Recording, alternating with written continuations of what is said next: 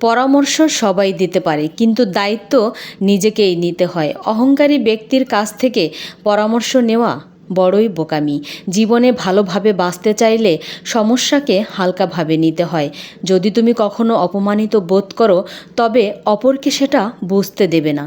সূর্যের মতো আলোকিত হতে চাইলে তোমাকে সূর্যের মতোই পড়তে হবে। কিভাবে কথা বলতে হয় তা না জানলে অন্তত কিভাবে চুপ থাকতে হয় তা শিখে নাও।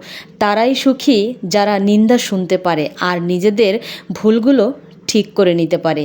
যে আগুনকে ভয় পায় সে আগুন ব্যবহার করতে পারে না। অন্যকে বারবার ক্ষমা করো, কিন্তু নিজেকে কখনোই ক্ষমা করো না। পরের উপকার করা খুবই ভালো, কিন্তু নিজেকে পথে বসিয়ে নয়। তুমি যত অন্যের ক্ষতি চাইবে তার চেয়ে বেশি নিজের ক্ষতি হবে। যদি সর্বোচ্চ আসন চাও তাহলে নিম্ন স্থান থেকে শুরু করো।